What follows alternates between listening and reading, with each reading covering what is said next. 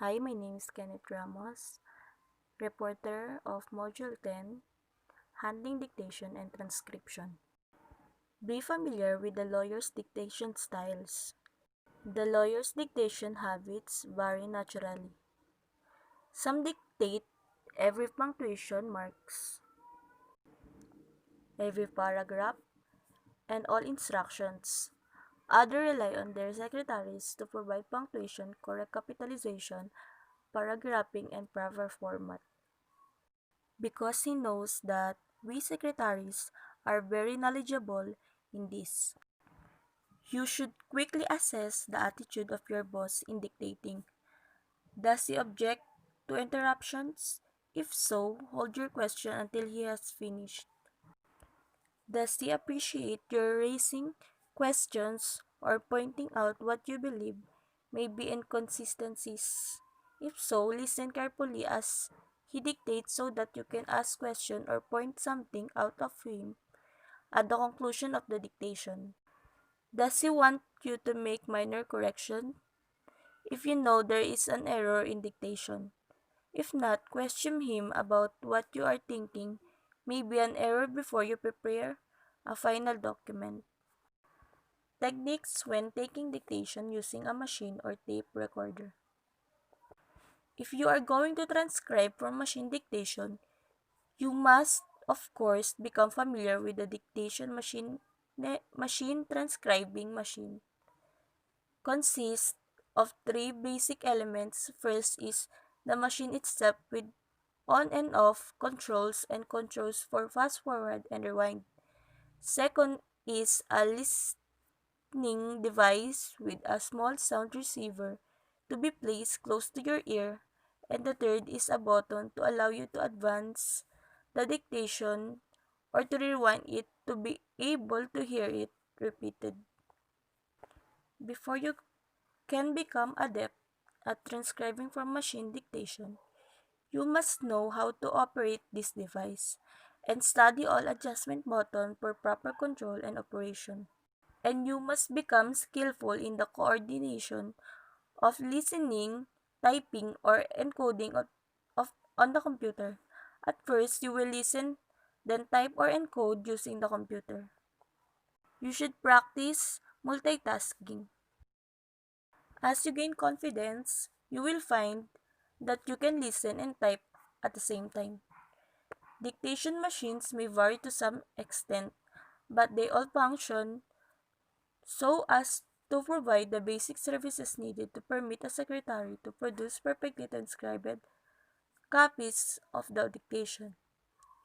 The dictation machine or the tape recorder allows the user to adjust the sound in both tone and volume. Some permit an adjustment of the speed so that you can slow down or speed up what you hear. If you have not used dictation equipment before, you should ask for simple introductory manual and then practice on your own time until you feel comfortable with the use of the dictation machine. Learn as many office machines as you can to be an effective legal office assistant. Transcription techniques using the machine dictation. Transcribing from machine dictations requires carefully planning and organization of space in and out on your desk. You must store your transcript in an appropriate place when it is not used. The headset and dictation machine should be kept where they are readily accessible so that you can set up for transcription with a minimum of lost time. If space allow, this equipment may remain set up all the time on a rollway stand. When the equipment is in use, it should be placed so that you feel comfortable and relaxed as it is in use. If you are transcribing from shorthand notes or from the machine, the stationery and supplies you need should be organized in or on your desk so that you may quickly and efficiently assemble the paper that will be needed. The use of shorthand notebook. Most legal assistants, when they have concluded the transcription of letter, memo, or document, draw a diagonal line through the notes for the transcription. Frequently, they do not transcribe material in the order in which it was dictated because there is no more urgency about some matters than others. By marking through the portion you have completed, you can see at a glance how much of your transcription has been done and how much still needs to be done.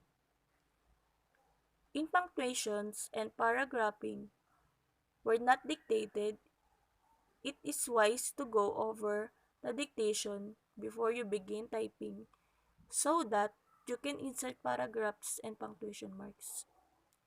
A few minutes of preparation before you begin typing can save you many minutes of having to retype your work because you misinterpreted a sentence or did not plan for paragraphing. He may even directions at the end of the dictation instead of the beginning. Until you become expert in transcribing from machine dictation and become familiar with your boss dictation and become familiar with your boss dictation techniques, it would be a good idea to review the material before you start transcribe.